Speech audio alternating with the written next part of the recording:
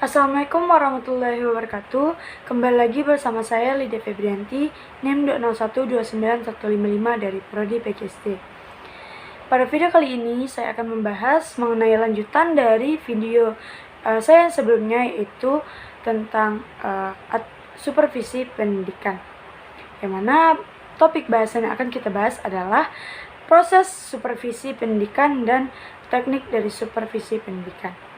Mari kita bahas. Bagaimana proses dari supervisi pendidikan? Supervisi merupakan suatu proses, yaitu serangkaian kegiatan yang teratur dan beraturan serta berhubungan satu sama lain dengan mengarahkan kepada satu tujuan. Secara garis besar, kegiatan dalam proses supervisi dapat dibagi, yaitu perencanaan, pelaksanaan, evaluasi, dan tindak lanjut. Yang pertama kita bahas perencanaan. Proses perencanaan supervisi perlu disusun oleh supervisor agar pelaksanaan supervisi dapat terarah. Mengingat perencanaan merupakan pedoman dan arah dalam pelaksanaan, maka ada beberapa hal yang harus dicantumkan dalam perencanaan supervisi, yaitu pertama, tujuan supervisi. Yang kedua, alasan mengapa kegiatan supervisi tersebut dilaksanakan. Yang ketiga, bagaimana metode atau teknik pencapai tujuan yang telah dirumuskan. Yang keempat, siapa yang akan dilibatkan atau diikutsertakan dalam kegiatan-kegiatan yang akan dilakukan. Yang kelima, waktu pelaksanaan dan hal-hal yang diperlukan dalam pelaksanaannya serta cara memperoleh hal-hal tersebut. Lanjut proses yang kedua, yaitu pelaksanaan.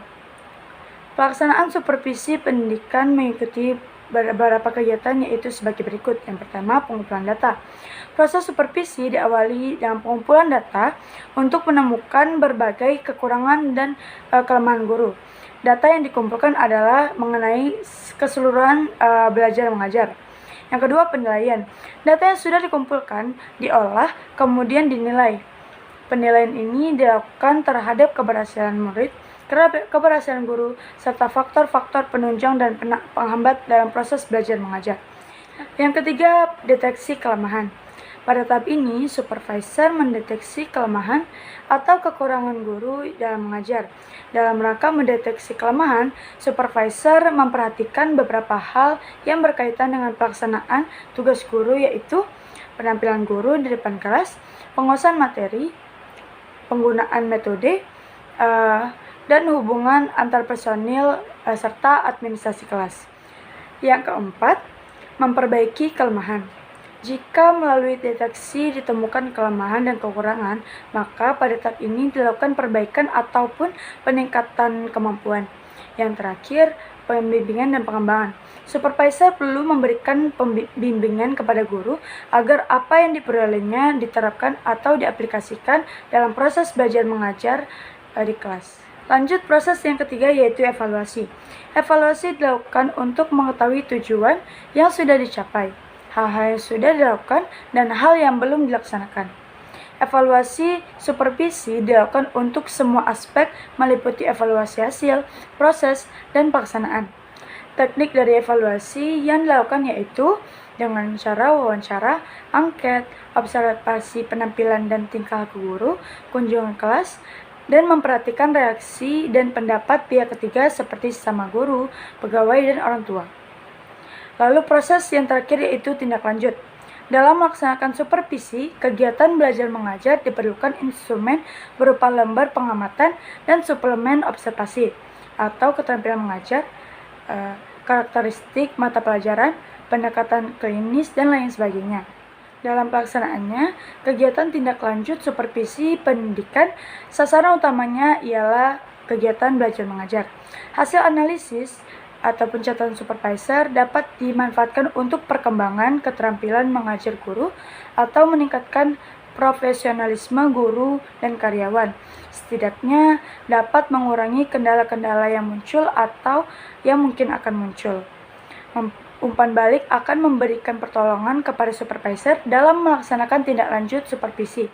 Dari umpan balik dapat tercipta suasana komunikasi yang tidak menimbulkan ketegangan serta mendorong guru memperbaiki penampilan dan kinerjanya. Cara-cara melaksanakan tindak lanjut hasil supervisi pendidikan yaitu sebagai berikut. Yang pertama, mereview hasil penilaian.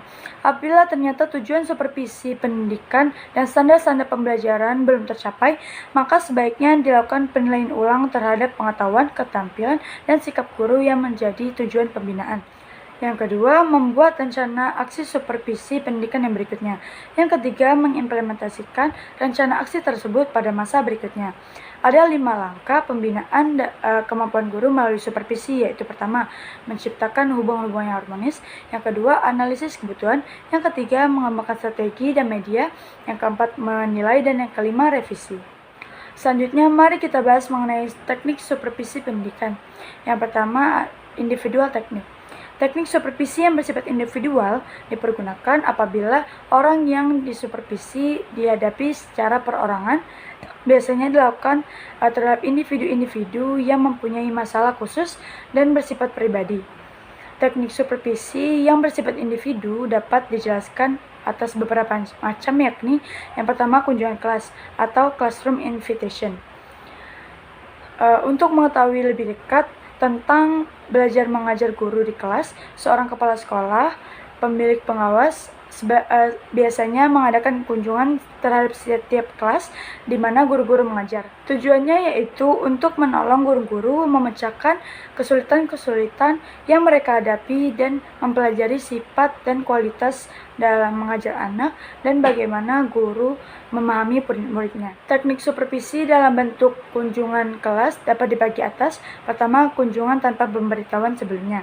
Yang kedua, kunjungan dengan pemberitahuan sebelumnya. Dan terakhir, pengunjungan atas dasar kemauan guru. Yang kedua yaitu observasi kelas atau classroom observation. Observasi kelas biasanya dilakukan melalui 2 cara, yaitu dengan cara observasi langsung, yakni supervisor mengobservasi langsung guru yang mengajar di kelas. Ini berarti supervisor harus berada bersama guru dalam kelas. Observasi dapat juga dilakukan dengan cara tak langsung, yakni supervisor dibatasi oleh ruang kaca di mana guru dan murid-muridnya tidak mengetahuinya, atau dengan alat seperti kamera yang dapat dipantau dari jarak jauh. Yang ketiga yaitu percakapan pribadi atau individual conference. Salah satu alat yang penting dalam supervisi adalah individual conference, yaitu supervisor dan guru dapat bekerja secara individual memecahkan problem-problem pribadi yang berhubungan dengan jabatan mengajar atau personal, misalnya pemilihan dan perbaikan alat-alat pembelajaran, penentuan dan penggunaan alat mengajar, dan sebagainya. Yang keempat, saling mengunjungi atau intervisitation. Intervisitation adalah saling menghubungi antara kanak guru yang satu dengan yang lain yang sedang mengajar untuk saling memberi dan menimba pengalaman antar sesama guru di sekolah. Yang kelima, menilai diri sendiri atau self-evaluation checklist. Self-evaluation adalah suatu teknik supervisi individual yang paling objektif tetapi yang paling sukar untuk dilakukan, apalagi jika dilakukan dengan kesadaran yang penuh untuk melihat kemampuan diri sendiri dalam menyajikan bahan pelajaran. Menilai orang lain biasanya lebih mudah dilakukan, tapi untuk menilai diri sendiri kadang-kadang tak mampu melaksanakannya. Padahal yang paling tahu tentang segala sesuatu pada diri kita adalah diri kita sendiri, bukan orang lain. Lalu kita bahas mengenai teknik yang kedua, yaitu teknik kelompok atau group techniques. Teknik supervisi dalam bentuk kelompok adalah teknik supervisi yang digunakan bersama-sama antara supervisor dan guru-guru dalam jumlah yang banyak.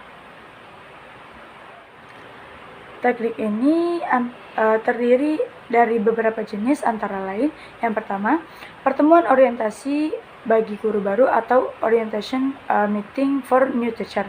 Pertemuan orientasi adalah salah satu bentuk pertemuan yang bertujuan mengantar guru-guru, terutama guru-guru yang memasuki suasana kerja yang baru. Yang kedua yaitu rapat guru. Rapat guru adalah merupakan salah satu teknik supervisi untuk memperbaiki situasi belajar mengajar di sekolah.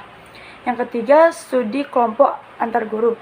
Kelompok guru yang mengadakan mata pelajaran sejenis dapat mengadakan studi bersama untuk mempelajari dan membahas atau mendalami bahan pelajaran yang mereka ajarkan. Yang keempat, tukar-menukar pengalaman atau seminar.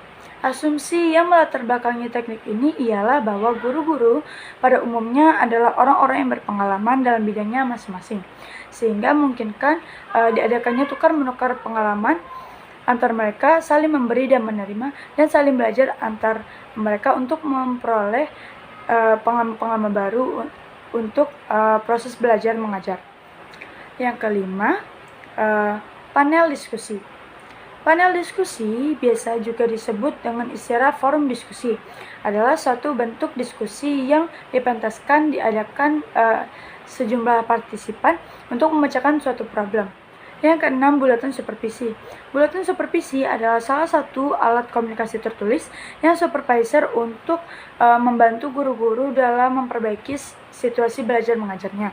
Yang ketujuh yaitu demonstrasi teaching. Demonstrasi mengajar yang berhasil jika hal itu dilaksanakan dengan teliti, mempunyai tujuan nyata, diikuti oleh sejumlah guru-guru yang cukup banyak, mendapat kesempatan yang banyak untuk melaksanakan demonstrasi tersebut. Yang ke-8, perpustakaan jabatan. Dan yang terakhir yaitu perpustakaan sekolah untuk anggota staf. Teknik selanjutnya yaitu adalah teknik langsung. Teknik supervisi langsung adalah teknik yang digunakan untuk menyampaikan harapan-harapan supervisor kepada guru dengan jelas. Supervisor dapat menggunakan bahasa langsung dan penguatan. Dalam hal ini, pengawas sangat mengharapkan kepercayaan dan kredibilitas dari para guru. Teknik supervisi langsung terdiri dari penampilan perilaku, menjelaskan, mendengarkan, memecahkan masalah, mengarahkan, dan standarisasi. Arah penampilan perilaku, pemecah masalah, dan pengarahan kebanyakan dari pengawas. Teknik pengawasan langsung berguna untuk mengatasi keadaan dalam waktu yang singkat ketika guru sedikit sekali menguasai keahlian, keterlibatan, atau menarik diri dari permasalahan pembelajaran.